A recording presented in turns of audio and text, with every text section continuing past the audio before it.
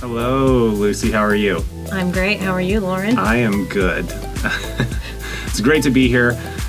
This is our first episode of Better You is Better Living. Yes. Right? So great day. It's a beautiful day. Beautiful day. Congratulations. Yes. You too. Thank you. I'm very excited to be here and be doing this. Yes, this is awesome. This is going to be, this is number one of our podcast, where we are going to try and just help people elevate their existence. Correct. We feel it's a so important thing. Very important. And I guess the whole purpose of this podcast is to elevate our existence, elevate others, help them, just elevate themselves. And we got a lot of cool stuff, right? We do. Not only a podcast, but we're gonna get out there and make a difference. Apply action. Everything. Right? Yes. We're action people. We are very much action people. And so we're gonna try and go out there and make a difference and elevate the existence. So we hope that everyone listening here comes along for the ride as we do this. And learns things for themselves along the way. Yeah, for sure. So I guess we should start out with the why. Like, why are we doing this? What do you think? What's your why, Lucy? Well, I've given this a lot of thought, and my story actually starts at a very young age. Through my youth, through my teenage years, even my young adult years, I was a very sensitive creature. And I didn't know it at the time, but I think to some degree was, and still am, an empath. And very sensitive to the feelings and the emotions and the energies of other people around me.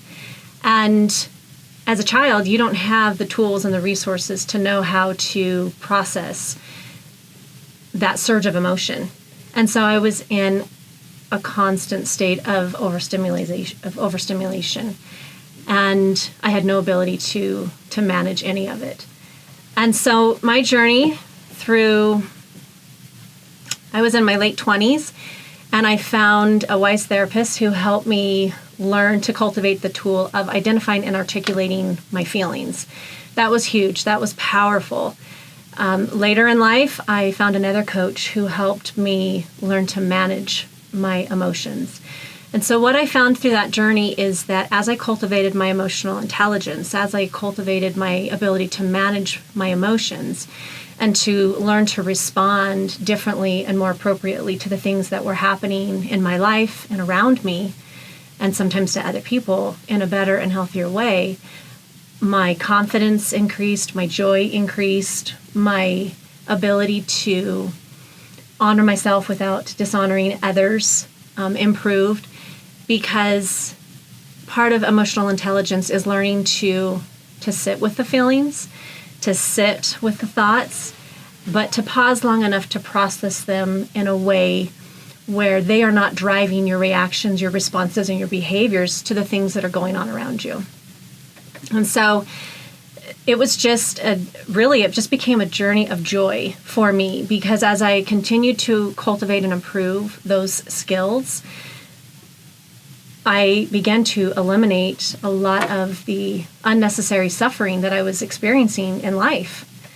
And I think when you find something that elevates your quality of life, that improves your self-perception, that improves your ability to handle the things that life throws at you, to manage your relationships better, to treat other people better, and to treat yourself better. When you really learn to master that, the quality of your life just improves across all the platforms.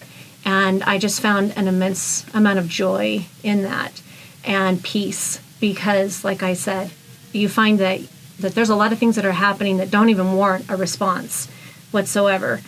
But that process of pausing and reflecting on those things and deciding how you want to handle things and move forward with things absolutely eliminates unnecessary suffering. And it's just become such an important part of who I am and how I manage my life, and has brought me so much joy and so much fulfillment. that I am almost just desperate for other people to find it within themselves as well. And it is a journey and it is a process. It's not something that you can cultivate overnight. And so I'm hoping that through this podcast, I have the opportunity to share my own experiences and some of the tools that I learned to cultivate and to perfect on my own journey. And if I can impart some of that to a willing listener and it improves the quality of their life or improves the quality of their relationships or their career and hopefully all of those things, I can't imagine a more joyful thing to be a part of. Right. Yeah, that's so awesome. So you've been able to apply this emotional intelligence. So I guess tell me more of what does emotional intelligence mean to you? I think emotional intelligence is a pretty broad subject. It encompasses a lot. So I think for myself, based on my own experiences, it really led to emotional management, which is a component of emotional intelligence. And you can break that down, right? Because there are precursors to being able to manage your emotions. When I lacked the ability to even articulate them, you're in no position to manage them if you can't even articulate them or identify them. So there are building blocks that need to be put in place. But ultimately, for me, emotional intelligence led to a capacity to manage my emotions and to handle situations where I am in a mindset of honoring myself without dishonoring other people. I don't want to be driven by my emotions. I want to be bigger than my feelings. And I'm more than just my feelings, right? You can experience emotion and still move through things that are difficult. We don't need to run and hide from all the things that we're feeling. We don't have to let our life be driven by our emotion. But that doesn't mean that we shut the emotion off. Right. It means that we learn to manage both the emotion and balance it with intellect and balance it with thought and intention. Right. So I don't know if that is a general consensus, right, of the definition of emotional intelligence. I do think that reflecting on my own life experiences, that's where it led me, was an ability to balance those two things. I don't want to lose my empathic side. That's given me opportunity to work with people where I can connect with them on a deeper level, and I can often help other people articulate their feelings better than they can themselves. And that's liberating for them. And I enjoy being a part of that process. So as an empath, I've had to learn how to keep my empathic side in play, but not let myself ever be overstimulated in a way where I can't manage the things that are happening in my life in a way that I can feel good about. Yeah, I think that's awesome. I think you touched on several just cool things that, you pause, you feel that emotion, but then you act. You don't react. Right. Right? So then you're understanding that emotion, and then you act. And I think that's where a lot of people, I don't know, that can be a struggle point. Right. For a lot of people. That's where most people, I think, struggle and begin to collapse. Right. Because there is an emotional response. And that's the place that they're reacting from. Mm-hmm. Mm-hmm. Because the feelings can be really uncomfortable, and you want to be free of them. You want to be rid of them. And so we react in a way that we think, that we've been conditioned to think, will eliminate the uncomfortable feeling. And you have to learn to sit with the uncomfortable, right? Sitting with the fun and the pleasant, that's great. We don't want to shut that down, but learning to sit with the difficult, learning to sit with the hard, learning to sit with the things that are painful, and continue to move through life in a way where you are managing things well, and in a way that you can be proud of, and in a way that will land you in the place that you ultimately want to land. Mm-hmm. That does, in fact, require that pause. That does require that mastery of learning how to respond appropriately. Mastery of self-awareness. I mean, there's so many Yes. topics, and we will go on and on. Like, there'll be Right. so many in this show that we'll can talk dissect about. everything. Yes, but I just love this. You're saying so many good things that I just want to go off on tangents about. But just one of them quickly was, you mentioned even happiness, right? We still need to, even pause in those moments, because I still think that you can still react in a poor way, even when you're like happy and doing all this, good things are happening. You can still make poor decisions.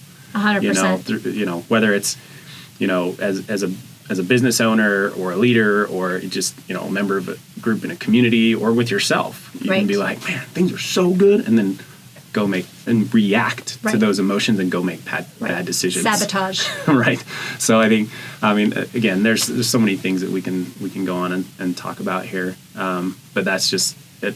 It's awesome. That's Thank awesome. you. All the things that you point out, your why and why you do this, and so with that why, what is your end goal or hope for sharing all this, for doing this? Oh, I want to change the world. That's right.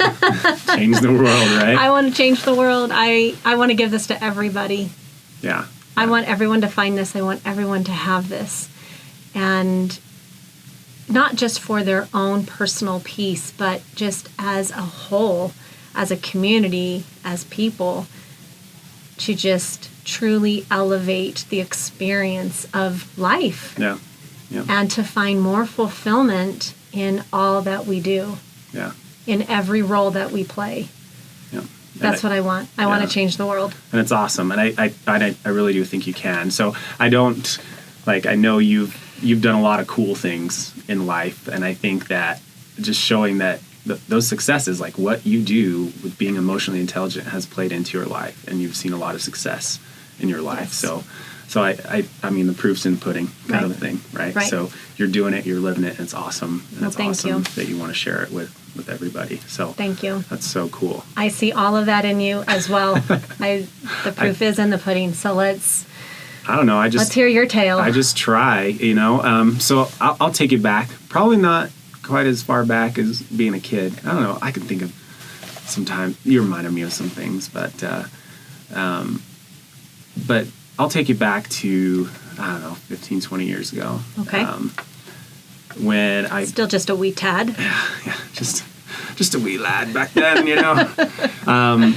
But 15, 20 years ago is when I joined the military. So, I did Reserve Officer Training Corps, ROTC. That's one of the paths to becoming an officer. I wanted to fly jets. So I knew I had to become an officer. So I started that training, and the first thing they talk about is leadership. And, they're like, whatever, you go through all these courses, through your 4 years of college that goes along with the Reserve Officer Training Corps. And then you become a second lieutenant, and then you go to more leadership training, and then you become a captain. You go to more, and there's like Squadron Officer School and Air Command and Staff College and Air War College, and that kind of follows along the ranks as you go up. And I was, you're doing all that while you're, I was flying the B-52, I was flying the jets, I was deploying, I was doing all these things, program managing, things like that, and all while you're learning leadership skills and experiencing leadership. But I don't know. I didn't have a good experience with leaders in the military. Your mentors were not good. So mentors. They were good in showing me what not to do. What not to do. Right. Okay.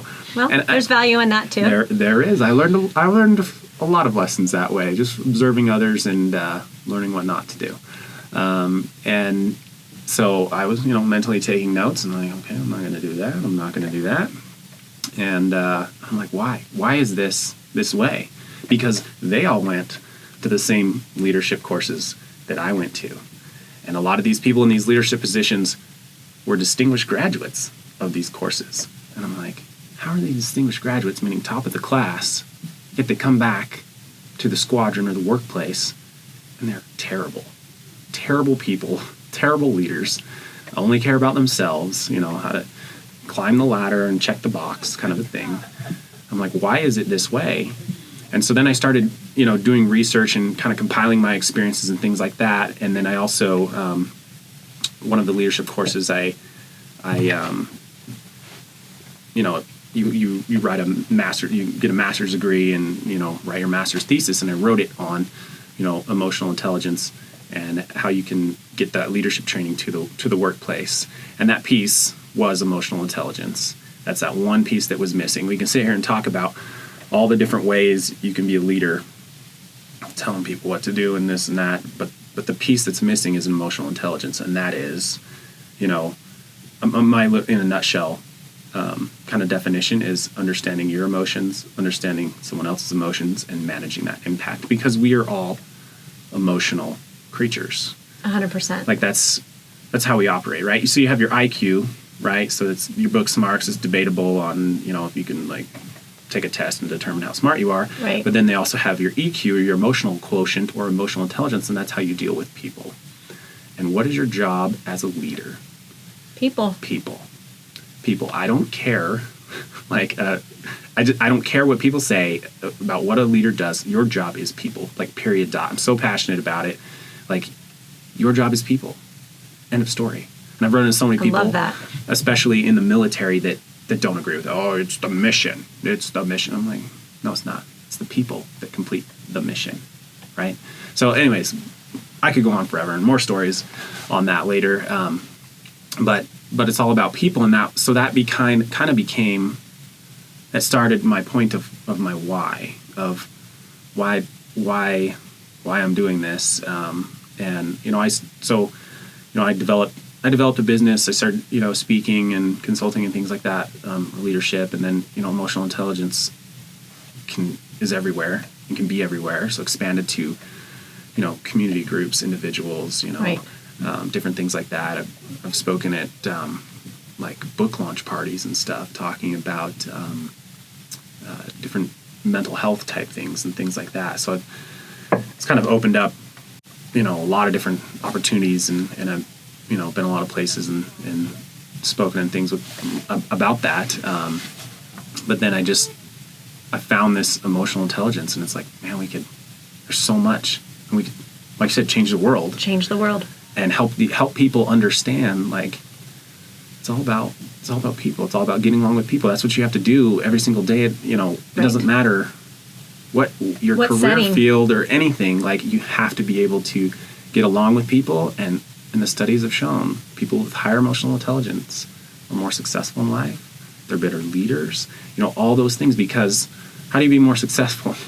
You deal with people well. Right. Often. Right.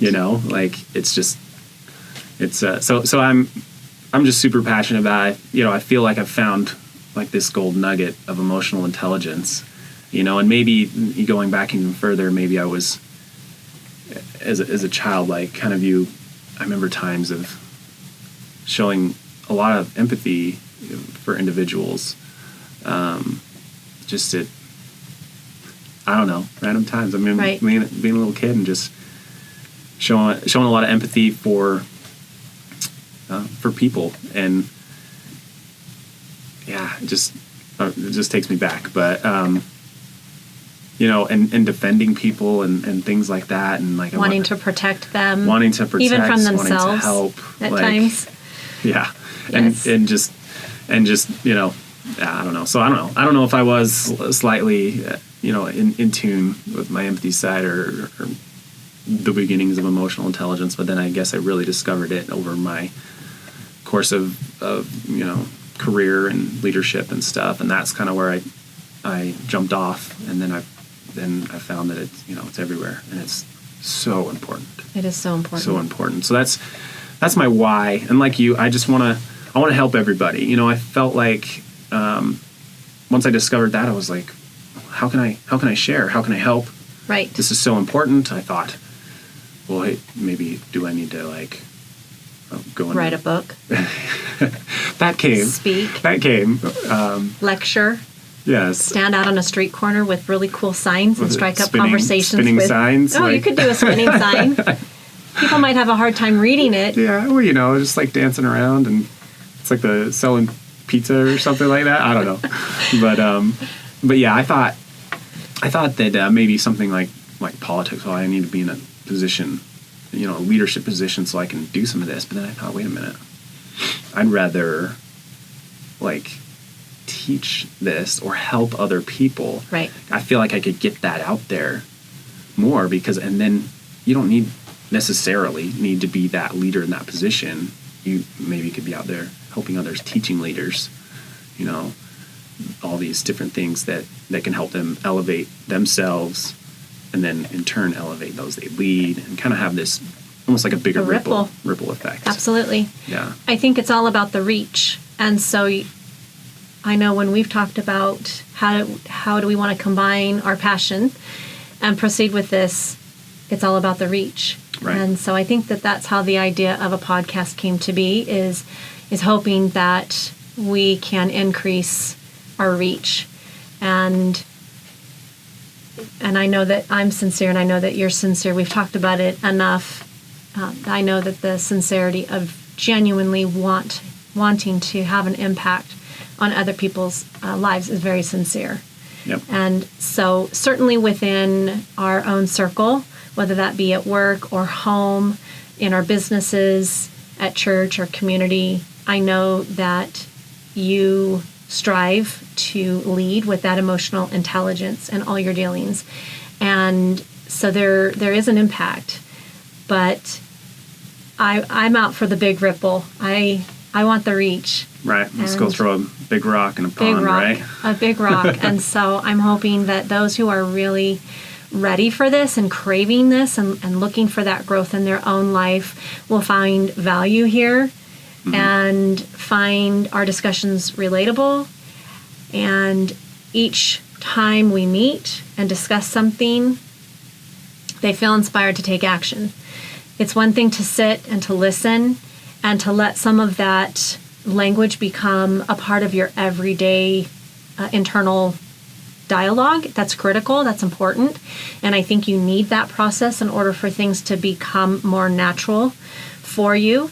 But without taking action, without committing to implementing information or a phrase that just, a catchphrase or something that really inspires you to move,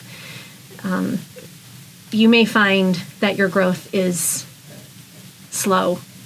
Right. And so I'm really hoping that we can execute this in a way where we truly are inspiring people, and that they can feel the passion that we have for it, because it is everything. It is life-changing. You hear about people who get to the end of their life and they talk about their regrets, and the things that they regret always involve maybe their dealings with people, not spending enough time with people, right? It's never like, I wish I would have spent more time in the office. It's never that. Never. It's never that. I wish I would have spent more time with my spouse or my children or my grandchildren or in my community or serving people. And so it really is about people.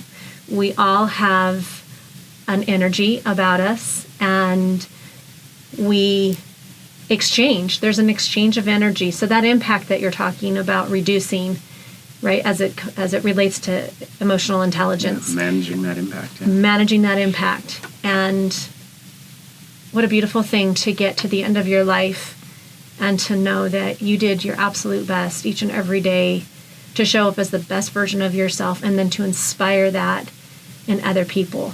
And if you had the blessing of helping another individual cultivate that, I can't imagine a more fulfilling existence. I certainly can reflect on those people who have come into my life and have shed light on this knowledge and this understanding, and have helped me grow in that way. I can't thank them enough. And I'm not looking for the accolades. It's not about patting myself on the back. It's truly just the joy and the peace that I have found in my own life, and I want to give it to anyone who's ready for it. Yeah. So I think this is this is the start of it, right? It's the beginning. So, and we're going to do a lot of good things. I feel like we're going to have a lot of good guests on here. Yes. to talk about a lot of cool subjects. And then, like you mentioned, the action piece. Yes. Like I said, there's a lot of podcasts out there. We don't want to be just another talking head, white noise kind of thing. We want to put this into action. And so I feel like, we believe that we're talking about these things, but then we want them to lead to a behavior and a behavior change. And so, like I said, we'll have cool guests, we'll talk cool subjects, but then we're going to set up some things like events and things like that so we can put some of the things that we are talking about into action and kind of really make a change. I'm here for it. Yeah. All right. So today is episode 1. Yep. Do we have an action? Is there a takeaway from today's podcast as we discuss a little bit as to our why? I would say. Let's hear it. Let's see if it's the same thing I'm thinking. Oh, here we go. I would say commit to elevating your existence. I mean, I know we haven't talked a whole lot about different actions and stuff, but commit to elevating your existence and commit to listening to our podcast. I love it. What about this? Okay. I'll pitch this and then we'll put it to vote. Okay. Has to be unanimous. Right. What if we plant that thought? Hashtag elevate your existence. Yes. And we encourage people to sit and think about what their why might be. If I'm at a place in my life where I know I need more, and maybe I don't even know exactly what I'm looking for, I just know that I need more. And I like this idea, this idea of elevating my existence and knowing that we're going to address all the ways in which you can do that. What about taking a minute and encouraging people to think about what their why would be? I love it. Why do I want to elevate my existence? What's motivating me? What's driving me? I may not know how to do it just yet. We'll help you. We'll help you. But why do I want to do it? Because it's not an easy task. It's not an overnight change. It takes time and it takes commitment and it takes practice. And I do think that there are aspects of this growth that feel unnatural in the beginning. And if you don't know why you're doing it, it may be difficult to stick with it. Mm-hmm. I 100% agree. So you can. What do you think? I love it. So commit to elevating your resistance and discovering your why, because you have to have your why to know why you're doing something. Correct. Right? So I 100% agree. All right. So commit elevate your existence, and what's your why? And that's the action. Find your why today. All right. And then we will be back for episode 2, and we'll talk more about emotional intelligence in all aspects and elevating your existence, right? We will. Alrighty. Thank you. Okay. We'll see you next time. Next time. Alrighty.